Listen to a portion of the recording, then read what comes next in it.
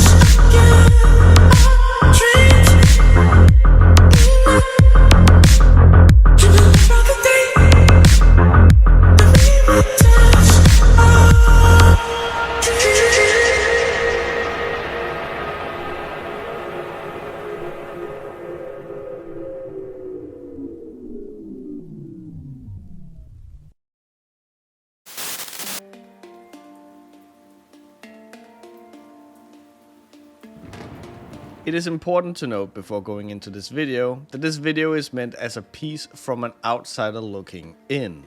I have no interest in contacting anyone on either side. I am thus also not claiming any of this video's contents to be the truth. These are merely the observations I have made, the screenshots I've found, the chat logs that I read through, that I'm sharing with you so you can act accordingly. So, you'll be hearing the words allegedly, supposedly, and reportedly quite a few times. I'll try to keep as impartial as possible and cover as much as possible. I will be respecting the individual pronouns, and while I cannot tell you guys what to do, I hope you will do the same. Furthermore, I want to state right off the bat that I do not condone anyone attacking, harassing, or in any other way inconvenience anyone involved in this video. I want you to keep this in mind, as the video will be covering some really sensitive subjects that can invoke some very strong feelings. Therefore, I also want to put a massive trigger warning right here for the video, as we will be discussing all of the following subjects. If you feel you're not comfortable with these subjects in any capacity, I implore you to click off the video. The video will also present information in somewhat of a chronological order, so people admitting to fault or recontextualizing stuff will appear later if it's applicable. Thank you for your time, and I hope you will enjoy the video.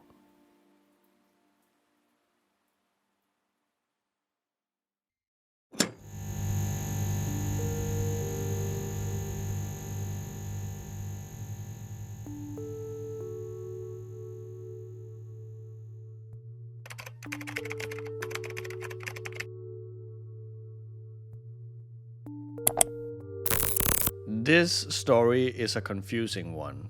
One that has many actors, minor characters, side characters, and a few main ones. These main characters have changed names, both real life and online aliases, quite a few times.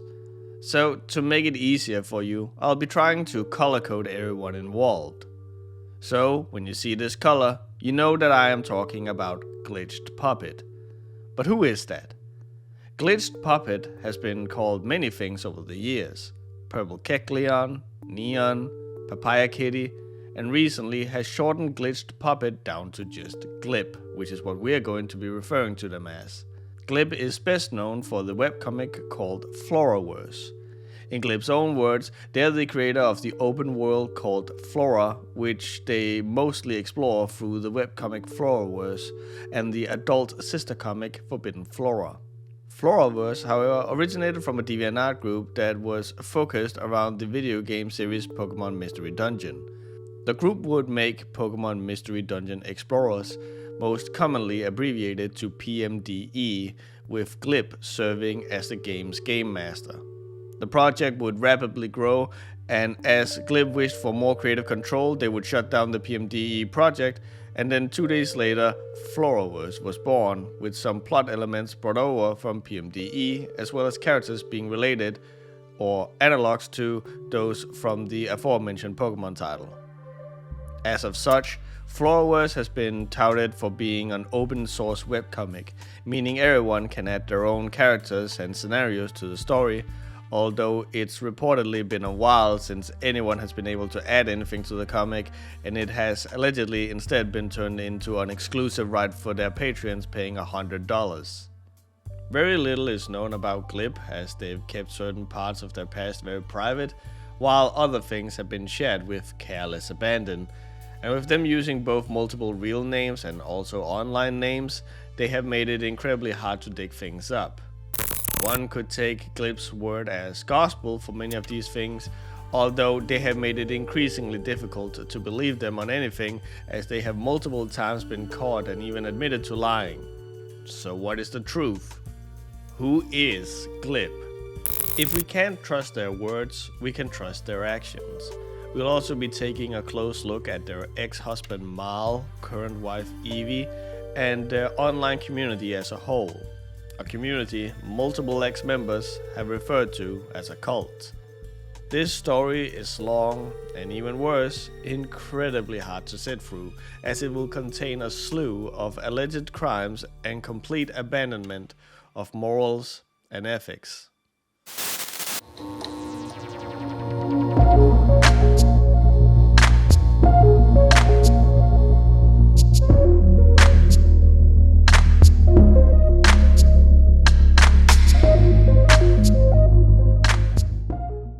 As mentioned before, Glib first really made their mark when they started being the game master of Pokémon Mystery Dungeon Explorers.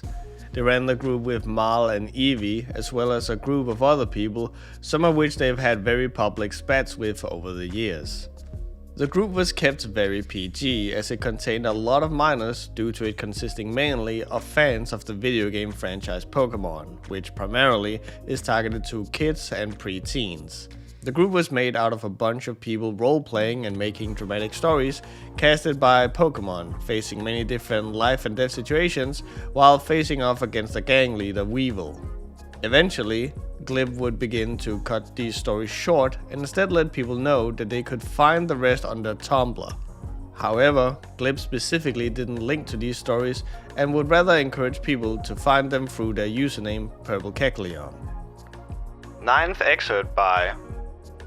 I think a couple of the later ones won't be posted to DA, but I'll post them to my Tumblr. Username is PurpleKecleon there too, folks. The reason for this would very quickly become apparent, as can be seen by a comment like this. Oh my god, I read the other part. The next one, it was so cute and gross. Shroomsworth what? Touching PK's thing between her legs and licking it, so cute, but ew. I can imagine Pokemon doing that. It's just gross. Ugh, still in my head. Yeah, you saw the same snippet that I did. Nowhere was it stated that the Tumblr account was not safe for work before accessing it, and at no point were minors discouraged from going there. This could be considered an oversight if this wasn't a type of behavior that hadn't been seen other times before, such as Glib having an explicit interest in situations where, quote, there being a more experienced person there and the innocence being broken there. That's something that's interesting. They have also highlighted lolis and showed us as a fuck yes the next highest rating on things that they like to draw. This is a super weird one to type about because I had no idea this interested me for a while until I stumbled upon some ideas that really pleased me. I really like the idea of kids just on the cusp of sexual whatever learning about it before they're supposed to. Especially if it's a lady who's older than a younger boy, that's really appealing. Specifically thinking about PK and Rodas. I guess something about that situation, something about there being a more experienced person there and the innocence being broken there, that's something that's interesting.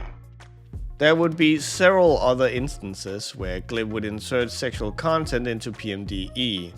There'd be an adult story of Glib's alleged self-insert character PK, presumably short for Purple Kecleon, abusing the character Rodas that they themselves qualify as a child. The story would multiple times refer to Rodas' innocence, purity, and a young age, as well as use phrasing that made it very obvious that Rodas being an innocent minor was an important factor of the story. Great, PK thought. She had to address this now. Stupid Poncho. It was all that thing's fault, right? She didn't really feel like doing that with Rodas, did she? Here's the thing, PK began, pausing frequently as she tried to find the right words. She was so lost in a situation like this. You're not supposed to know about stuff like that yet. It'll get you in trouble, alright? Clip would also feature a comic where Merla the Lugia forced Shroomsworth the Breloom into a maid outfit and raped him. In the comic, Shroomsworth would also be wearing accessories that were said to be found in the in-world tailor shop, where one could also find corsets, choke chains, stiletto heels, and ball gags. A more worrying example can also be where Glib's alleged self-insert PK had a marriage with a Persian named after Glib's late real-life cat, Twix.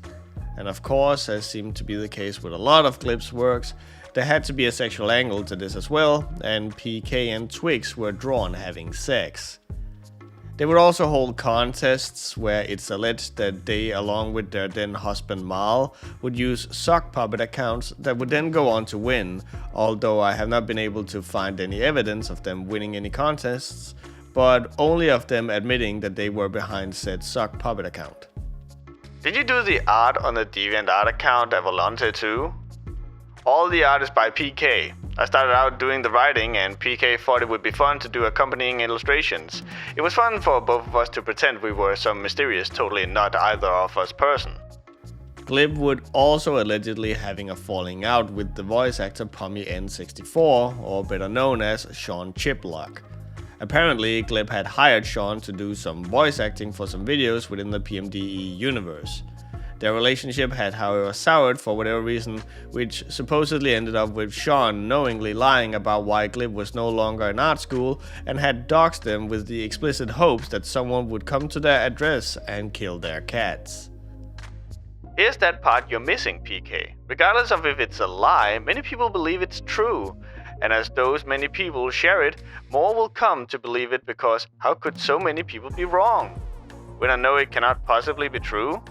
This is basic psychology. Even if you know it isn't true, they believe it is. Why would you actively participate in that? Well, frankly, because you're not a very nice person and I don't care what happens to you as a result. Nice. Before the end of the PMDE group, Glib would also allegedly have a fallout with another admin from the group called Mike. This had apparently been building over the span of a year or so and involved everything from Mike being unhappy that Glib was potentially moving to France to work, even though it wouldn't affect him in any way, and Mike supposedly using his position as admin to demand free art from people. All of this and more was revealed in a 4,800 words long post by Glib, in which they also claimed to wish to keep personal problems private, but would then still go on to talk about how they had shared these different spats they had with Mike among their friends. This would be the beginning of a long-running trend of Glib contradicting themselves and making long call-out posts and airing out dirty laundry, despite supposedly wishing to keep personal affairs private.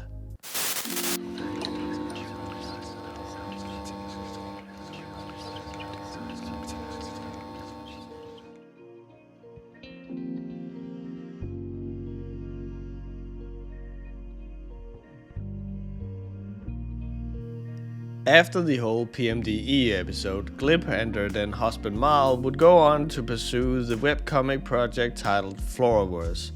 No one knows for certain why PMDE ended, but various things such as wishing for more creative freedom and getting away from the aforementioned bad apples seem to be the most widespread theories.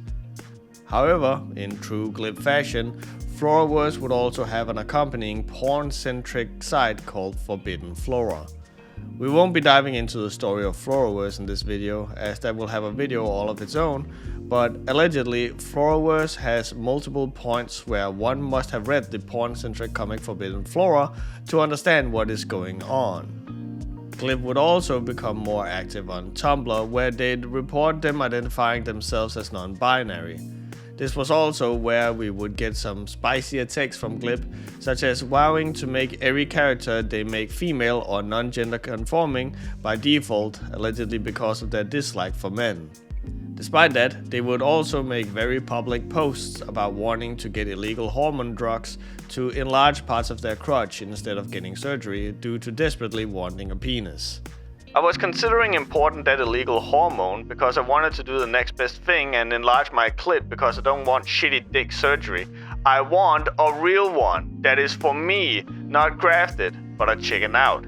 Might order some of it after X though. Also, I realized something I really liked before I knew clit enlargement was a thing was big clits in porn. I guess because when a clit's bigger, I can actually feel for myself like, yeah, that's a sign they're actually into it. It's not just the penis haver who's turned on, and that's so nice. It makes me so fucking agitated when you can only tell the person with the dick is aroused, like, fuck that. In fact, Glib would show several signs of gender dysphoria, desperately wanting to have a penis. You know, another thing that gets me fucked up, I'm so sad there's not some sort of real penis transplant people can get. If I really think about it, I get ill and sad and sick, so I just don't, and I can be okay with my body most of the time. But it's like, people don't ever take you seriously if you say you want the other genitals, but you don't want to ID as a male or female.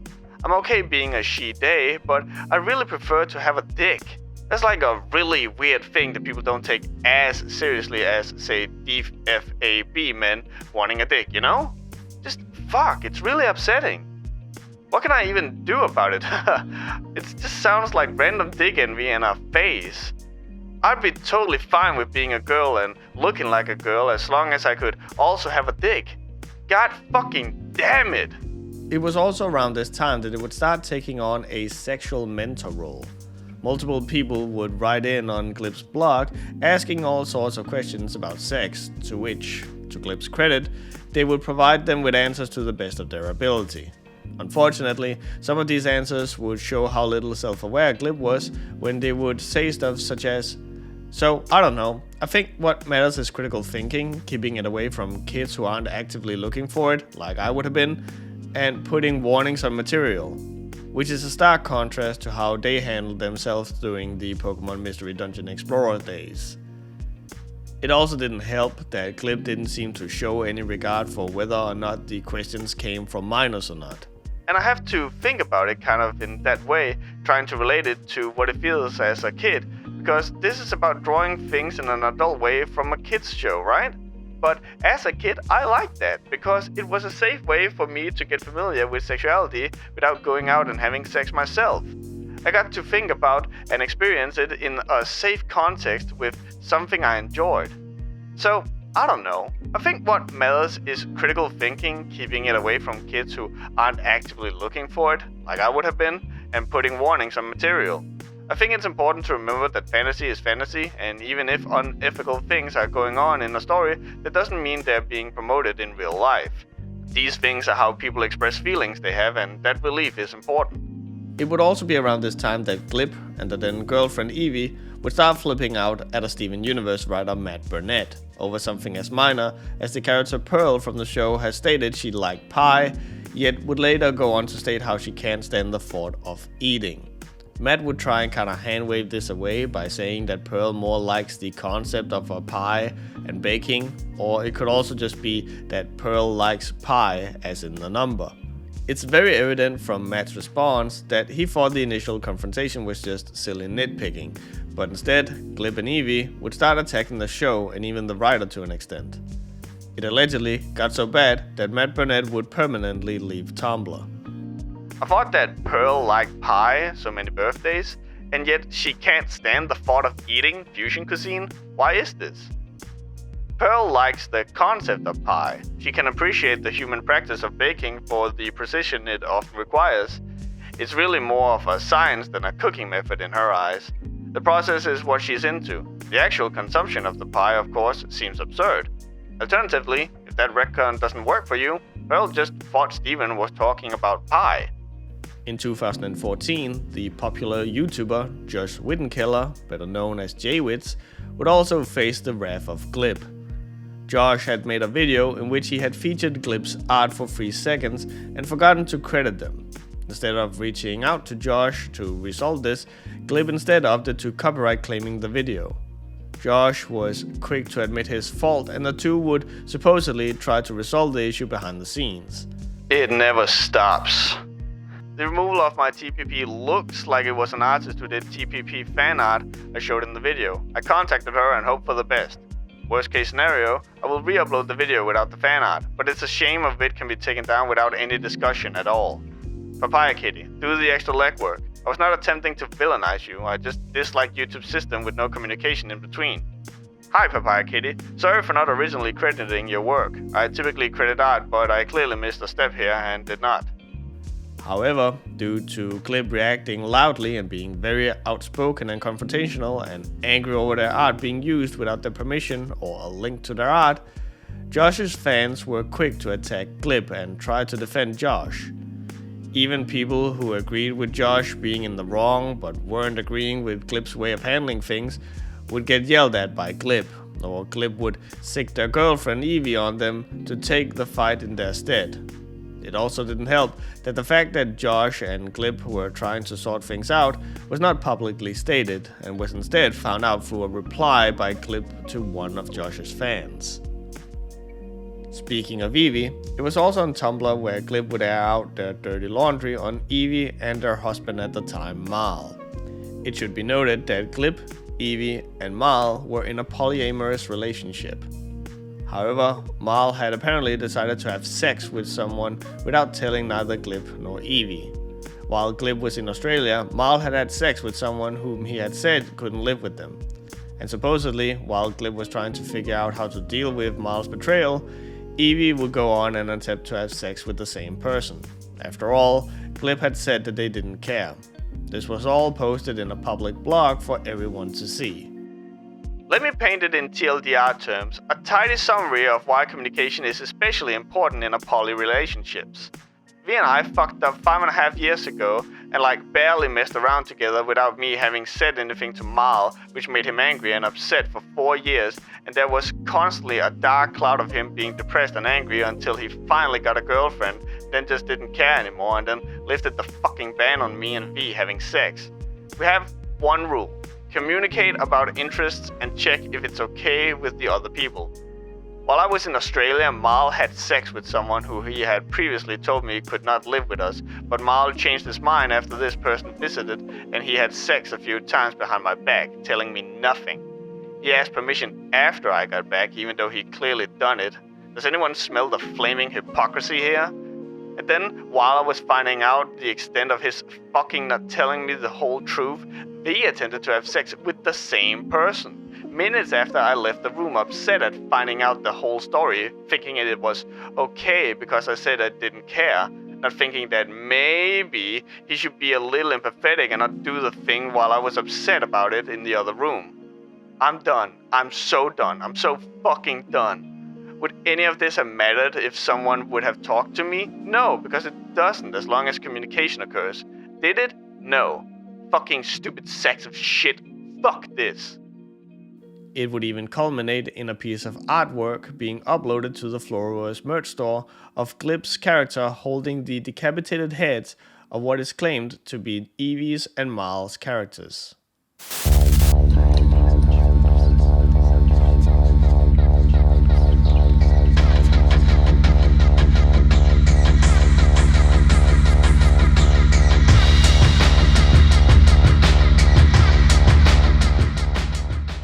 Sometime around 2014 and 2015, a Tumblr user called Pengosolvent would come out with some very heavy allegations against Glip as well as their ex-husband Marl. Pengosolvent was supposedly an ex-partner of Glip and had made a blog post about how Glip had been abusive when they were dating, saying that even other former partners were scared of speaking out about Glip in fear of their retaliation. In the post, Pengo claimed to have come from an abusive relationship and had thus asked Glip to keep their new relationship a secret. Glip had supposedly agreed to this initially, but would then all of a sudden complain about this secrecy in a public post that Pengo claims to not have read until way after the fact. Pengo was apparently also doing music for Glip's various projects, and Glip was purportedly terrible to work with. Pengo cites things such as making over 50 songs for Glip, which would be requested at the very last minute, sometimes only an hour before they had to be used. They would allegedly help with PMDE, help with art, and even run the PMDE Bandcamp. Throughout the post, Pengo would provide multiple screenshots and text from Skype to back up their statement, and will go into depth about how Glip was both manipulating them, would be very self-entitled, and even claimed that Pengo's panic attacks were whimsical fears. And I can't deal with random stress. I can deal with it if I know what's wrong, because then I have something I can work towards or think about. But I can't deal with not knowing because I must know what is going on. Otherwise I am confused, helpless, afraid and paralyzed. And if I'm not that, then I'm detached from the situation, knowing I can do nothing about it. Like I was for much of that weekend. And if it comes down to someone having whimsical fears I can do nothing about because I'm being told nothing and enjoying myself with my friends, I'm going to pick the one that I can do something about. There is a lot more in the blog, but considering it was just one person's story against another's, we won't be going too deep into that. It should also be stated that Eevee apparently took it upon herself to make a massive rebuttal document. Said document has, however, since been altered to now only display this. Pengo has removed his post and admitted he was mistaken about some crucial details. Glip has apologized for their original rant. Both were spurred by a misunderstanding and some cosmic irony. Accordingly, I've nuked this document. Please don't bother either party about it further. It was ultimately a bad breakup that spiraled out of control.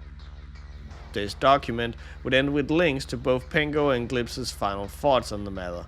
However, Glip's final thoughts led to a dead URL, and Pengo's final thoughts don't claim any falsehood in what was previously written, only added that they needed more context on various claims that we have not covered.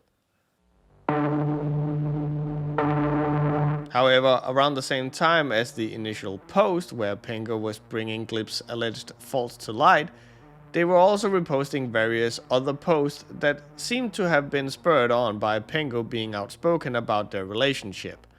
Pengo would specifically reblog a post written by an anonymous user that wrote, "I'm very afraid to get attention for this, and I do not want this attached to any aspect of my name or online presence. Plus I have zero evidence since this was 3 to 5 years ago, but PK's husband was very intent on getting me to have sex with the dog, very pressuring, and apparently they were involved in that sort of behavior too. I don't know. I know this isn't much to go on, but I mentioned it to a friend. They said I should say something."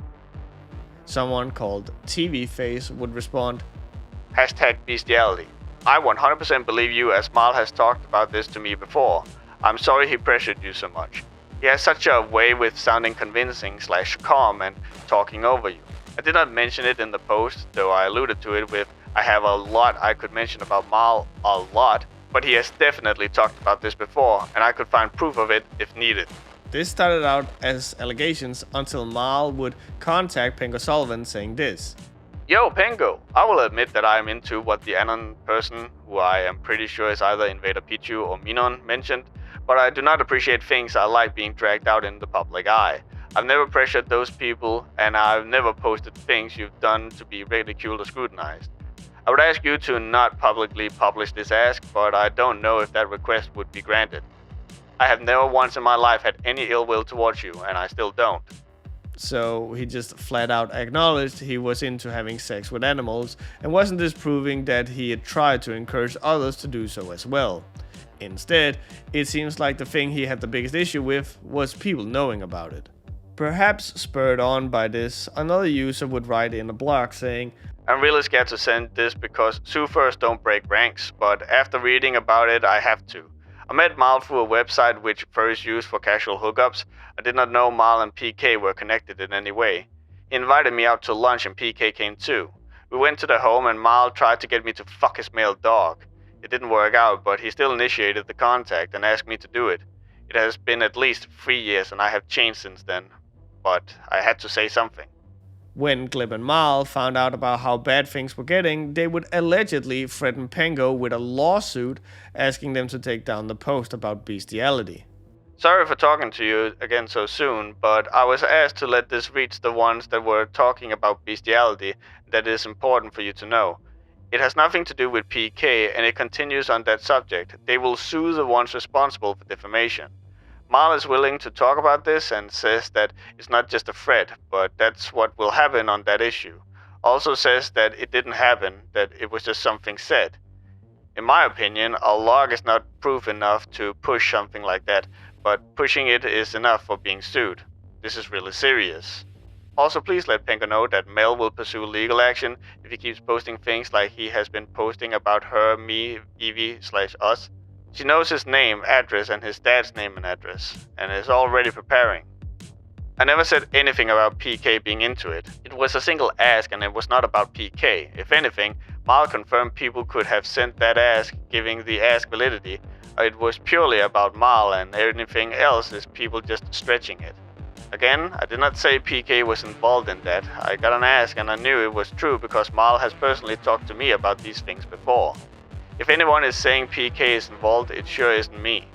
I am willing to remove those posts, but what the hell is PK going to sue about? The call-out post in general? They want me to take the entire thing down? For now, please take out the things about bestiality, since it's the worst subject. I will ask about the other. I would just let anything about it die and be forgotten. That's it, and I'm kinda tired of being the mailsman, but if you still want to say something, go ahead. I will keep at this for some time." Not wishing to be sued, Pengosolvent agreed to take down the post, but not before it had been archived. But the troubles involving Marl would not stop there.